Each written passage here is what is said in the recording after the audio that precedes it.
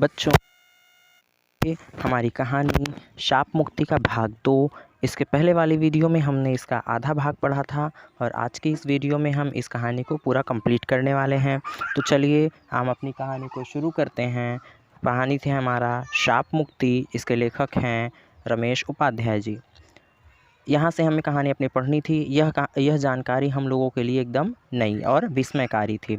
इसके पहले वाले वीडियो में हमने आधी कहानी को पढ़ा था। अब हम यहाँ से इसको कंटिन्यू कर रहे हैं।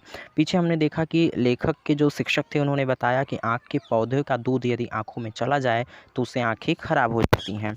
लेखक कहते हैं कि यह जानकारी हम लोगों के लिए एकदम नई और विस्मयकारी थी।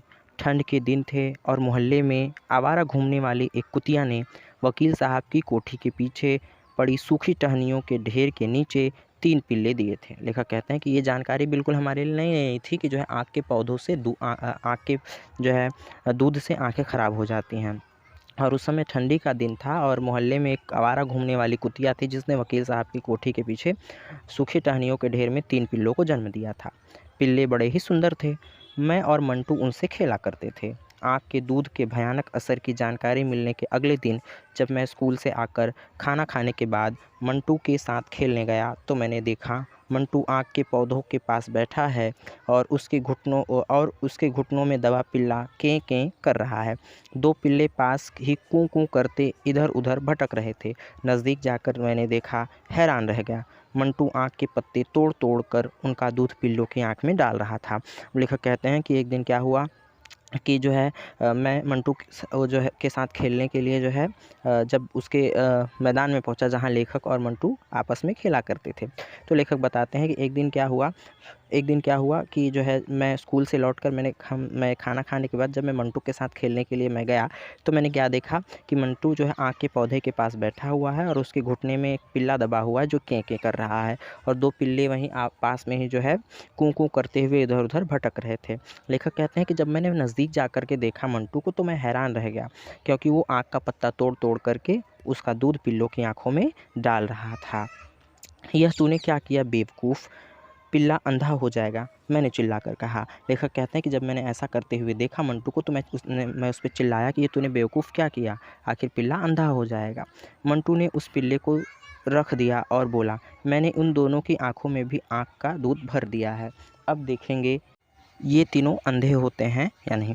लेखक कहते हैं कि मंटू ने मुझे ऐसा उत्तर दिया कि देखो मैंने जो है इन तीनों पिल्लों के आँख में आँख का दूध डाल दिया है, अब हम देखेंगे कि ये जो है ये पिल्ले अंधे होते हैं कि या नहीं। असल में जो है मंटू शिक्षक उनके जो है अध्यापक द्वारा बताई हुई बात को जो है परीक्षण करना चाहता था। ये जानकारी उनके लिए नहीं थी। अक्सर होता है बच्चों, जब हमें या आपको कोई नई चीज़ मालूम पड़ती है जिसको हम पहले नहीं जानते हैं तो हम अक्सर उस चीज़ को प्रायोगिक दृष्टि से कर देखना पसंद करते हैं। तो ऐसा ही मंटू ने भी किया। उसने आँख के जो है पौधे का दूध उन तीनों पिल्लों की आँखों में डाल दिया और वो देखना चाहता था कि पिल्ले अंधे होते हैं या नहीं। उस गाढ़े चिपचिपे दूध से तीनों पिल्लों की आँखें बंद हो गईं। कुछ दिनों बाद आँखें तो शायद खुल गईं लेकिन वे अंधे हो गए थे। अब उस गाढ़े चिपचिपे दूध से जो है तीनों पिल्लों की आँखें बंद हो गई थी, लेकिन कुछ दिनों के बाद वो तीनों पिल्लों की आँखें खुल तो गईं लेकिन वे पूरी तरीके से अंधे हो चुके थे। मंटू के इस कुकृत्य की जानकारी केवल मुझे ही थी। लेखक कहते हैं कि मंटू के इस कुकृत्य अर्थात बुरे कर्म मंटू के इस बुरे कर्म की जानकारी सिर्फ मुझे थी, यानी केवल लेखक जानते थे और मंटू ही इस कार्य को जानता था। मैंने उसे उन 3 प्यारे प्यारे पिल्लों को अंधा बना देने के लिए बहुत बुरा भला कहा और वकील साहब से शिकायत करने की धमकी भी दी थी। उसने गिड़गिड़ाकर मुझसे कहा था कि यह बात मैं किसी को न बताऊं। मैं शायद बताता भी नहीं, लेकिन जब उन तीनों पिल्लों में से 2 दिन रात कूं कूं करते इधर उधर भटकते मर गए, मुझे बहुत दुख हुआ और उस दिन मैं बहुत रोया। अब लेखक कहते हैं कि जब मैंने मंटू को बहुत बुरा भला कहा इस कार्य के लिए और जो है मैंने उससे धमकी दी कि मैं तुम्हारे पिताजी से यानी वकील साहब से बताऊंगा, तो वो मुझसे गिड़गिड़ाने लगा, अर्थात वह मुझसे विनय करने लगा कि मैं किसी को न बताऊं। लेखक कहते हैं कि और शायद मैं ये बात किसी को बताता भी नहीं, लेकिन हुआ क्या कि 2 दिन रात वो दो पिल्ले जो थे वो कूं कूं करते करते इधर उधर भटकते रहे और अंत में मर गए। लेखक कहते हैं कि मुझे इस बात से बहुत दुख हुआ और मैं उस दिन बहुत रोया। सभी लोग मुझसे बार बार पूछने लगे कि मैं क्यों रो रहा हूँ। पहले मैंने बात छिपाकर अपने मित्र मंटू को बचाने की कोशिश की, लेकिन फिर मुझे तीसरे पिल्ले का ध्यान आ गया जो अभी जीवित था और उसकी जान बचाना मुझे मंटू की को पिटाई से बचाने से ज़्यादा ज़रूरी लग रहा था। लेखक कहते हैं कि सभी लोग मुझसे बार-बार पूछ रहे थे, यानी मैं जब रो रहा था तो सभी लोग मुझसे बार-बार ये प्रश्न कर रहे थे कि तुम क्यों रो रहे हो? लेकिन मैंने जो है सभी से वो बात छुपाई थी।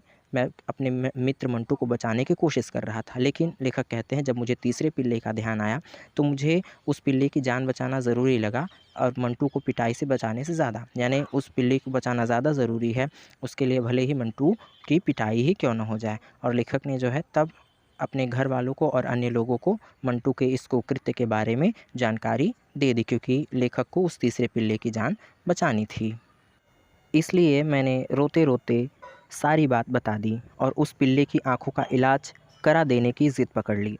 सब लोगों ने मंटू को बुरा-भला कहा, वकील साहब ने उसकी पिटाई भी की।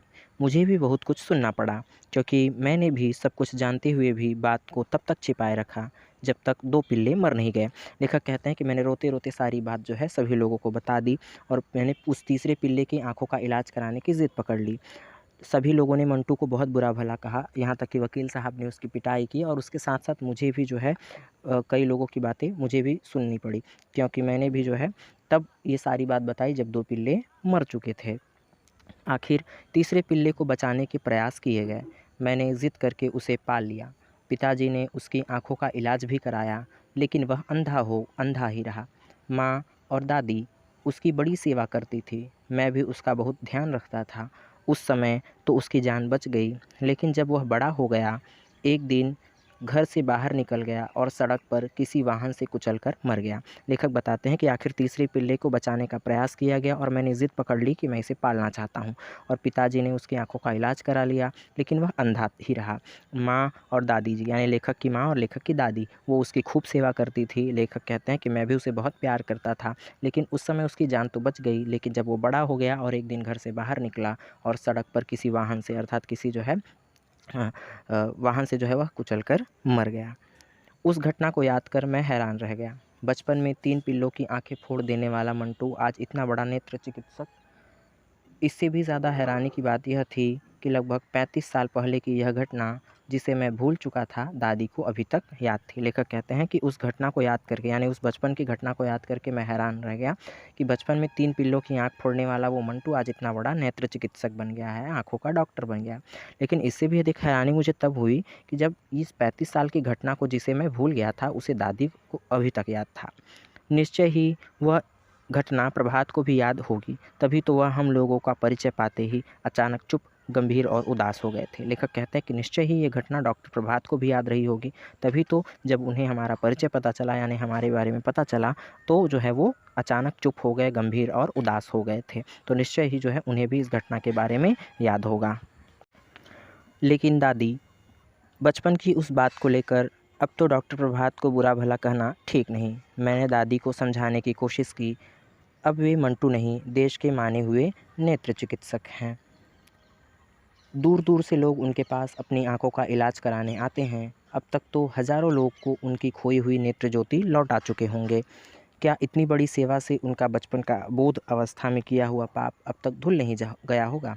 अब लेखक कहते हैं कि मैंने दादी को समझाया कि जो बचपन में जो मंटू ने बुरा कर्म किया था, उसके लिए आपने भले ही उसे बुरा भला कहा, लेकिन अब उसे बुरा भला कहना ठीक नहीं, क्योंकि अब वह इस देश का जाना माना नेत्र चिकित्सक है, जाना माना आँखों का डॉक्टर है और दूर-दूर से लोग उसके पास इलाज करवाने के लिए आते हैं और अब तक तो हज़ारों लोगों को जो है उसने आँखें ठीक कर दी होंगी, हज़ारों लोगों की आँखों की ज्योति उसने लौटा दी है। क्या इतनी बड़ी सेवा जो है उसके बचपन के अबोध अवस्था में किए हुए पाप के लिए पर्याप्त नहीं है? अबोध का अर्थ होता है बच्चों जिसका हमें ज्ञान न हो, अर्थात बाल्य अवस्था में, ठीक है ना, कि उसके बचपन में किए हुए इस अबोध जो है अवस्था में किए हुए पाप के लिए क्या इतना बड़ा प्रायश्चित ठीक नहीं है? कुछ भी हो, मैं उससे अपनी आँखों का इलाज नहीं कराऊँगी, दादी ने निश्चय के स्वर में कहा। अब दादी जो है कहती हैं निश्चय के स्वर में, अर्थात अटल स्वर से कहती हैं कि कुछ भी हो, लेकिन मैं उसके हाथों से अपनी आँखों का इलाज नहीं करवाऊँगी।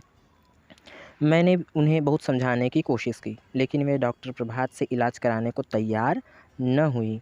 आँखों में डालने की जो दवाई डॉक्टर प्रभात ने लिख कर दी थी, वह भी उन्हें खरीदने की वह भी नहीं खरीदने दी। परिवार के सब लोगों ने उन्हें समझाया, लेकिन वे टस से मस नहीं हुई। लेखक कहते हैं कि मैंने उन्हें बहुत समझाने की कोशिश की कि डॉक्टर प्रभात से अपनी आँखों का इलाज करवा लें, लेकिन दादी जो है डॉक्टर प्रभात से आँखों का इलाज कराने के लिए तैयार नहीं हुई। यहाँ तक कि डॉक्टर प्रभात ने जो दवा लिख कर दी थी आँखों में डालने के लिए, दादी ने उस दवाई को लेने से भी मना कर दिया। परिवार के सब लोगों ने दादी को समझाया, लेकिन वे अपनी जिद से टस से मस न हुई, अर्थात उन्होंने प्रण कर लिया था कि वो डॉक्टर प्रभात के हाथों अपना इलाज नहीं करवाना चाहती। आखिर शाम को मैंने डॉक्टर प्रभात को टेलीफ़ोन किया और दादी की ज़िद के बारे में बताया। डॉक्टर प्रभात ने गंभीर होकर सब कुछ सुना और बोले, तुम अपने घर का पता बताओ, मैं स्वयं आकर दादी अम्मा को समझाऊंगा। अब क्या हुआ, लेखक कहते हैं कि आखिर शाम को मैंने डॉक्टर प्रभात को टेलीफ़ोन किया और मैंने दादी की ज़िद के बारे में बताया कि वो तुमसे इलाज नहीं करवाना चाहती, उन्होंने ज़िद पकड़ रखी है। मैंने उनकी ज़िद के बारे में डॉक्टर प्रभात को बताया और डॉक्टर प्रभात ने गंभीर होकर सब बातें सुनी और अंत में उन्होंने मुझसे मेरा पता पूछा और उन्होंने कहा कि तुम अपने घर का पता दो, मैं आकर स्वयं दादी अम्मा को समझाऊंगा कि वह मेरे हाथों से ही अपनी आँखों का इलाज करवा लें। लगभग 1 घंटे बाद डॉक्टर प्रभात हमारे घर में थे और दादी से कह रहे थे, दादी अम्मा, मैंने बचपन में जो पाप किया था उसे मैं आज तक नहीं भूला हूँ और मैं उस पाप को भी नहीं भूला हूँ जो आप उस शाप को भी नहीं भूला हूँ जो आपने मुझे दिया था। जब तक आप इलाहाबाद में रहीं, मुझे देखते ही कहने लगती थी, अरे कमबख्त मंटुआ, तूने मासूम पिल्लों की आँख फोड़ी है। अब लगभग 1 घंटे के बाद डॉक्टर प्रभात जो है कहते हैं, लेखक कहते हैं लगभग 1 घंटे के बाद डॉक्टर प्रभात हमारे घर पर थे और दादी अम्मा से कह रहे थे कि दादी अम्मा, मैंने बचपन में जो पाप किया था वो मुझे आज तक नहीं भूल पाया हूँ मैं उस पाप को, और मैं उस श्राप को भी नहीं भूल पाया हूँ जो आपने मुझे दिया था। आप जब भी मुझे इलाहाबाद में देखती थीं तब आप यही कहती थीं कि अरे कमबख्त मंटुआ, तूने उन मासूम पिल्लों की आँखें फोड़ दी हैं। तेरी आँखें भी किसी दिन इसी तरह फूटेंगी। आपके इस श्राप से मुझे अपने पाप का बोध हुआ और मैंने फ़ैसला कर लिया कि मुझे जीवन में नेत्र चिकित्सक ही बनना है। मेरी आँखें तो आपके श्राप के कारण कभी न कभी फूटेंगी ही, पर उससे पहले मैं बहुत सी आँखों को रोशनी दे जाऊँगा। उन बहुत सी आँखों में से 2 आँखें आपकी भी होंगी दादी अम्मा। अब लेखक बताते हैं कि डॉक्टर प्रभात 1 घंटे के बाद लगभग हमारे घर पर थे और वो दादी को समझा रहे थे कि दादी माँ, वो श्राप जो आपने मुझे दिया था, उस श्राप के कारण मेरी आँखें तो कभी न कभी फूट ही जाएँगी। वो आपके उस श्राप के कारण मुझे अपने पाप का बोध हुआ, अर्थात मुझे अपने पाप का ज्ञान हुआ और मैंने फ़ैसला कर लिया कि अब मैं नेत्र चिकित्सक बनूँगा, अर्थात आँखों का डॉक्टर बनूँगा। और आपके श्राप के कारण मेरी आँखें कभी न कभी तो फूट ही जाएँगी, लेकिन अपनी आँखों के फूट जाने से पहले मैं बहुत सी आँखों को रोशनी दे देना चाहता हूँ और उन बहुत सी आँखों में 2 आँखें आपकी भी होंगी दादी अम्मा, ऐसा डॉक्टर प्रभात दादी से कहते हैं। डॉक्टर प्रभात की बातों में न जाने कैसा जादू था कि दादी की ही नहीं, हम सबकी आंखें भर आईं। दादी तो इतनी भाव विह्वल हो उठीं कि उन्होंने डॉक्टर प्रभात को पास बुलाकर हृदय से लगा लिया। लेखक कहते हैं कि डॉक्टर प्रभात की बातों में न जाने कैसा जादू था कि दादी ही नहीं बल्कि हम सबकी आंखें भर आईं, अर्थात उन्होंने इतनी जो है भावुकता से बातें कहीं। दादी इतनी भाव विह्वल हो गई, अर्थात दादी इतनी जो है भाव विह्वल हो गई उनकी बातों को सुनकर, इतनी जो है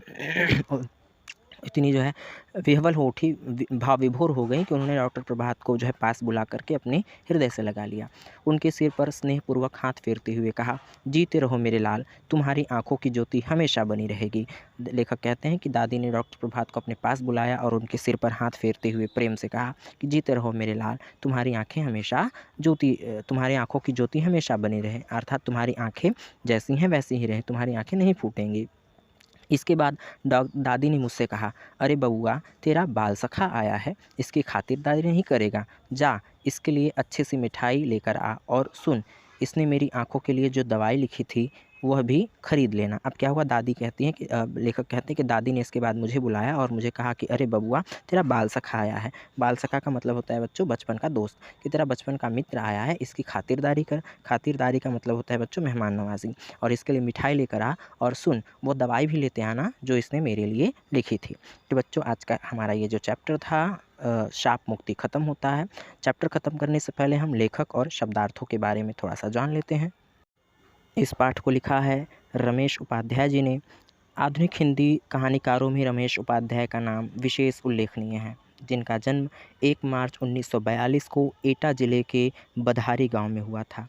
इन्होंने पहले साप्ताहिक हिंदुस्तान तथा नवनीत में संपादक का कार्य किया। इन्होंने व्यावसायिक अध्ययन महाविद्यालय दिल्ली विश्वविद्यालय में शिक्षण कार्य किया। शेष इतिहास, नदी के साथ, बदलाव से पहले तथा पेपरवेट इनकी प्रमुख रचनाएं हैं। बच्चों, नीचे दिए गए शब्दार्थों को भी हम देख लेते हैं। नेत्र चिकित्सक का अर्थ होता है आँख का डॉक्टर। लुप्त अर्थात गायब। स्मृति मतलब याद। सहसा मतलब एकाएक या अचानक। आँख मतलब मदार। अक्सर मतलब प्रायः। विस्मयकारी मतलब आश्चर्य उत्पन्न करने वाला या आश्चर्यजनक। कुकृत्य मतलब बुरा कार्य। जिज्ञासा का अर्थ होता है जानने की इच्छा। मासूम का अर्थ होता है भोला या अबोध। और बाल सखा का अर्थ होता है बचपन का मित्र। तो बच्चों, आज हमारा ये जो चैप्टर था कक्षा 7 की हिंदी पाठ्य पुस्तक से शाप मुक्ति पाठ 7 खत्म होता है। और जाने से पहले आप लोगों से रिक्वेस्ट है कि अगर आप चैनल पे फर्स्ट टाइम हैं तो हमारे चैनल को सब्सक्राइब करना ना भूलें और बेल आइकन को ऑल पर सेट करना ना भूलें, ताकि हर वीडियो का नोटिफिकेशन आप तक पहुंचता रहे। और वीडियो पसंद आए तो इसे लाइक करना ना भूलें और अपने मित्रों में भी अधिक से अधिक साझा करना ना भूलें, ताकि वो भी आसानी से घर बैठे पढ़ाई कर सकें।